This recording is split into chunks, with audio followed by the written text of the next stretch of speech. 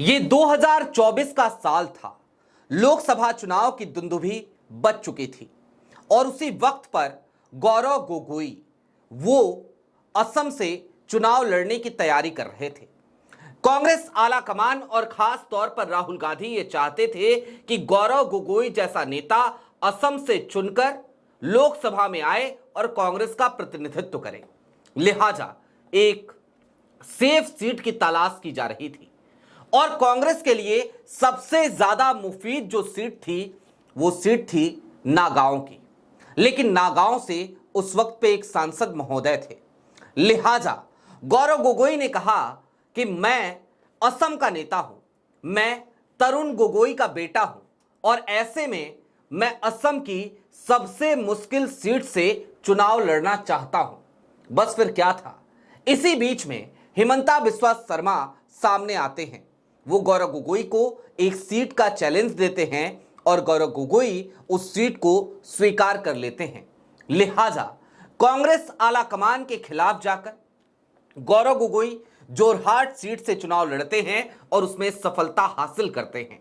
लेकिन नागांव की सीट से आखिरकार सांसद कौन थे?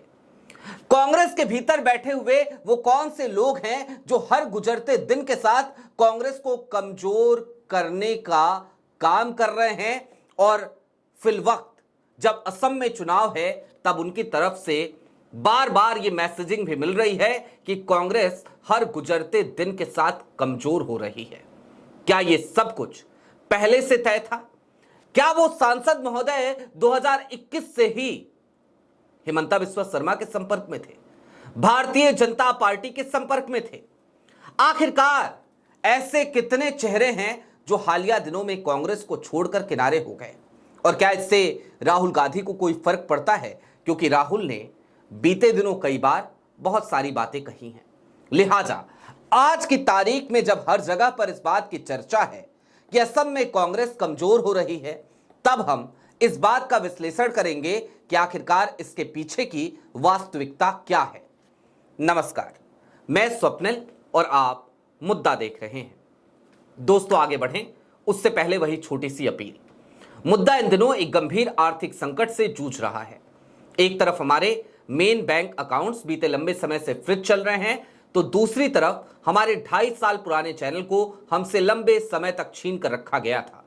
ऐसे में डे टू डे ऑपरेशंस में मुद्दा को कई मुश्किलों का सामना करना पड़ता है। लिहाजा आपसे गुजारिश है, यदि आप चाहें तो स्क्रीन पर दिख रहे क्यूआर कोड या फिर के नीचे दिख रहे यूपीआई नंबर्स के जरिए मुद्दा की छोटी छोटी मदद जरूर कीजिएगा, ताकि हमारी बेबाकी यूं ही बरकरार रहे। अब आगे बढ़ते हैं। कल से लेकर अब तक एक नाम खासी चर्चाओं में है और यह नाम है नागांव सीट से कांग्रेस के सांसद प्रद्युत का। प्रद्युत जिन्होंने कांग्रेस को इसलिए छोड़ा, जो उन्होंने अपने बयान में बताया कि कांग्रेस के एक विधायक की संलिप्तता पाई गई उनके ऊपर हुए हमले में।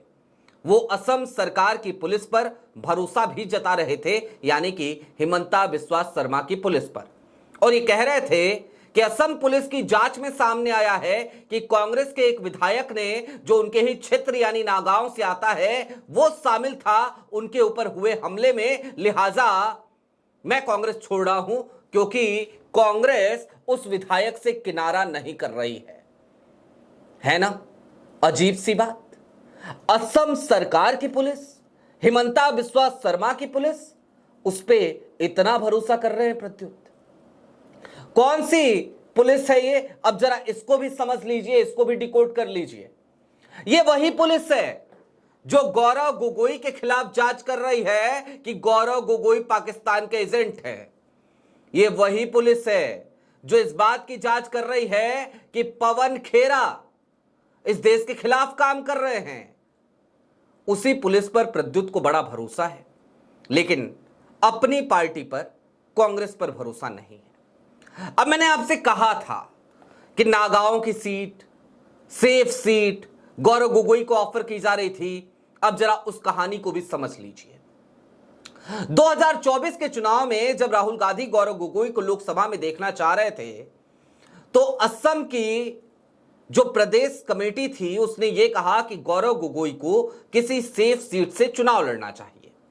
नागांव की सीट को सेफ इसलिए समझा गया क्योंकि जिस तरीके का माहौल हिमंता बिस्वा शर्मा ने बना दिया था, ऐसे में नागांव की सीट वो सीट है जहां पर 65% मतदाताओं की जो संख्या है वो माइनॉरिटी कम्युनिटी से आती है, यानी कि अल्पसंख्यक समाज से। और जाहिर सी बात है, आज की तारीख में हमें कोई ढकी छिपी बात करने की जरूरत नहीं है। अल्पसंख्यक समाज भारतीय जनता पार्टी पर उस तरीके से भरोसा तो नहीं कर सकता। मैं मतदाताओं की बात कर रहा हूं। हालांकि हरियाणा में जो हुआ या बिहार में जो हुआ या उड़ीसा में जो हुआ राज्यसभा चुनाव में, तो हमारे पास बहुत सारे नाम हैं। मसलन हमारे पास नाम है सोफिया फिरदौस का, उड़ीसा में, जो राज्यसभा चुनाव में क्रॉस वोट करती हैं, अल्पसंख्यक समाज से आती हैं।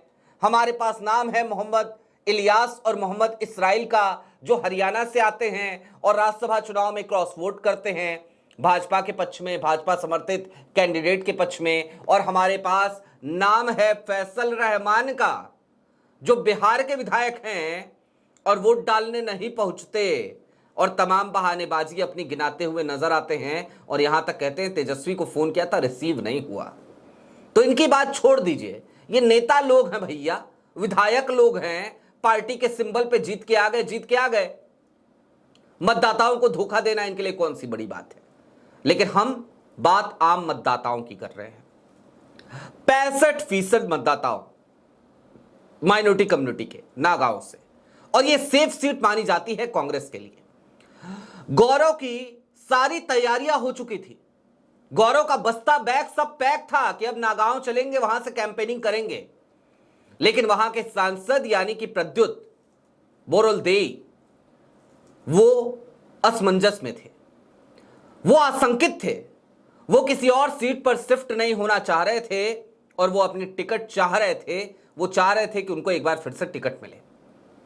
लिहाजा गौरव गोगोई ने बीच बचाव का रास्ता निकाला और गौरव ने कहा कि कोई बात नहीं, वहां से प्रद्युत जी को ही टिकट मिले और मेरा क्या है, मैं जोरहाट से चुनाव लड़ जाऊंगा। हिमंता बिस्वा शर्मा के चैलेंज को एक्सेप्ट किया। जोरहाट एक मुश्किल सीट थी कांग्रेस के लिए, उसके बावजूद गौरव गोगोई वहां पर पहुंचे, वहां से चुनाव लड़े, चुनाव में जीत दर्ज करी। आज की तारीख में गौरव गोगोई वहां से विधायकी का टिकट लेकर विधायकी का भी चुनाव लड़ रहे हैं और हिमंता बिस्वा शर्मा उस सीट से भाग खड़े हुए हैं। कांग्रेस को कैसे लोगों की जरूरत है, ऐसे ही लोगों की, गौरव गोगोई जैसे लोगों की। और आज मैं खुल करके यह कहना चाहता हूं कि जो लोग कांग्रेस छोड़कर जा रहे हैं ये बहुत अच्छा कर रहे हैं, लेकिन जिम्मेदारी अब कांग्रेस आलाकमान की थोड़ी आगे है और आज से नहीं है, बहुत पहले से है। कांग्रेस को चाहिए ऐसे लोगों को पहले ही पहचान ले और ये जब तक इस्तीफा दे उनसे पहले इन सबको लात मार के बाहर करे। मेरे शब्द असंसदीय हो सकते हैं, लेकिन कांग्रेस के भविष्य के लिए जरूरी है और बात सिर्फ कांग्रेस के भविष्य की नहीं है।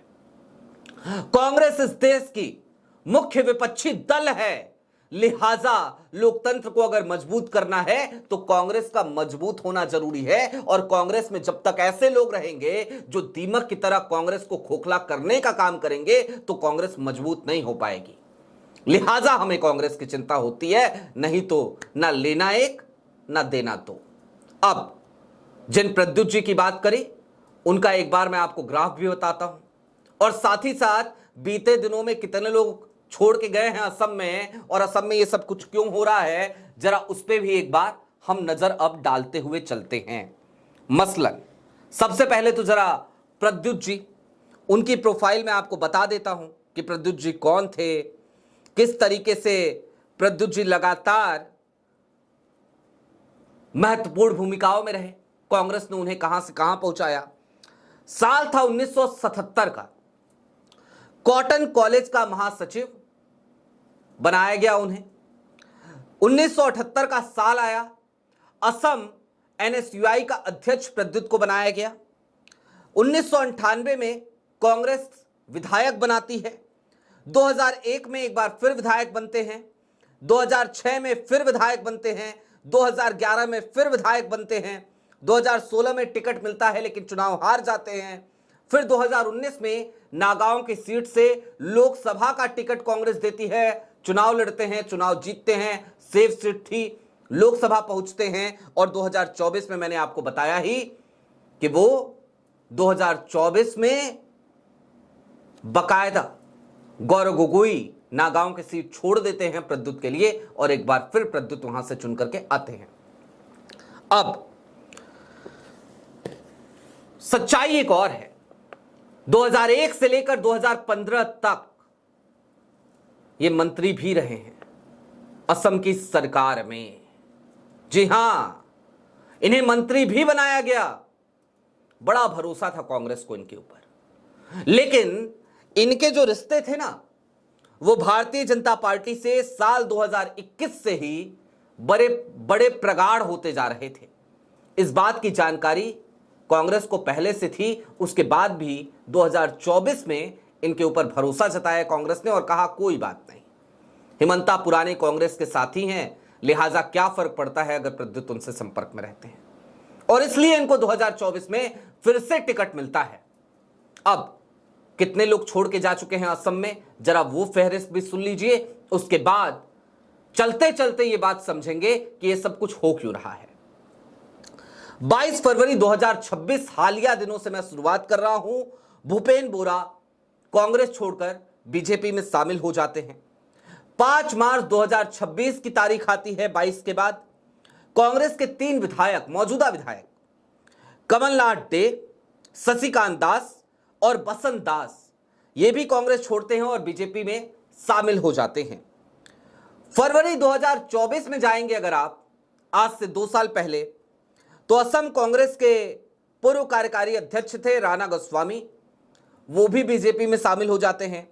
और असम यूथ कांग्रेस के पूर्व अध्यक्ष अंकिता दास और संयुक्त महासचिव परबा दास कालिता भी भारतीय जनता पार्टी में अब तक शामिल हो चुके हैं। यानी कि फहरिस्त बड़ी लंबी है उन लोगों की जो असम में विधानसभा के चुनाव की धुंधुमी बजते ही कांग्रेस छोड़कर भारतीय जनता पार्टी की तरफ तेजी से शिफ्ट होते जा रहे हैं।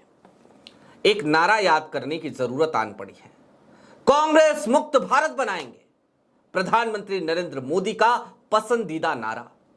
लेकिन असम में हालात तो वो पैदा कर दिए गए हैं कि अगर जीतना है ना, तो भारतीय जनता पार्टी को कांग्रेस युक्त भाजपा बनाना पड़ेगा। कांग्रेस मुक्त भारत का नारा पीछे छूट चुका है, क्योंकि आज की तारीख में हिमंता को भी पता है स्थिति बहुत अच्छी नहीं है। आलम यह हो चला है कि चुनाव जीतेंगे कि नहीं जीतेंगे पता नहीं है। लिहाजा कांग्रेस के वो तमाम चेहरे, जिन चेहरों के ऊपर कांग्रेस दाव चल रही थी, उन सबको एक एक करके तोड़ा जा रहा है। किसी की फाइलें लटकी हैं, तो किसी के सामने नोटों के बंडल हैं, किसी को किसी पद का लालच दिया जा रहा है, तो किसी को उसकी पर्सनल खुन्नस के वजह से उकसाया जा रहा है। लेकिन हां, इन सब के बीच शुक्र है कांग्रेस के आला कमान का, वो आज की तारीख में गौरव गोगोई से अपना भरोसा नहीं डिगा रही, क्योंकि गौरव गोगोई ही सिर्फ असम में नहीं बल्कि पूरे नॉर्थ ईस्ट में कांग्रेस की एकमात्र उम्मीद हैं। और अगर गौरव गोगोई पर इसी तरीके का भरोसा कांग्रेस बनाए रखती है, तो आने वाले दिनों में निश्चित तौर पर देखिएगा हिमंता की लुटिया तो डूबेगी ही डूबेगी इन तमाम कुचक्रों के बावजूद। और राहुल ने बहुत पहले कई बार यह बात दोहराई है कि जिनको जाना है चले जाएं, क्या फर्क पड़ता है, क्योंकि वो जाएंगे तो कांग्रेस ज्यादा बेहतर परफॉर्म कर पाएगी, क्योंकि ये लोग, ये गद्दार, ये स्लीपर सेल जब तक कांग्रेस के भीतर हैं तब तक कांग्रेस को दीमक की तरह खोखला करते रहेंगे। लेकिन चलते चलते ये बात भी याद रखनी जरूरी है कि सिर्फ इतने भर से काम नहीं चलेगा कि ये लोग खुद से पार्टी को छोड़कर जाएं। कांग्रेस को चाहिए कि ऊपर से छटाई करना शुरू करे उन गद्दारों की, जिनमें से कई तो राहुल के इर्द गिर्द हर फोटो फ्रेम में नजर आते हैं, उन लोगों की जो कांग्रेस को मजबूत करने के लिए कुछ नहीं करते, सिर्फ और सिर्फ अपना चेहरा चमकाते रहते हैं, मलाईदार पोस्ट पे बैठे रहते हैं। और सबसे पहले तो आज की तारीख में कांग्रेस को जरूरत है किसी अच्छे संगठन महासचिव की, क्योंकि केसी वेणुगोपाल ने जितना बेड़ा गर्क कर रखा है वो बात किसी से ठकी छिपी नहीं है। आपकी क्या राय है वो हमें कमेंट बॉक्स में जरूर बताइएगा। अभी के लिए दीजिए इजाजत। चलते चलते फिर वही अपील, चैनल पे नए हो तो सब्सक्राइब करते हुए जाइएगा, सक्षम हो तो मुद्दा की छोटी छोटी मदद जरूर कीजिएगा। बहुत शुक्रिया।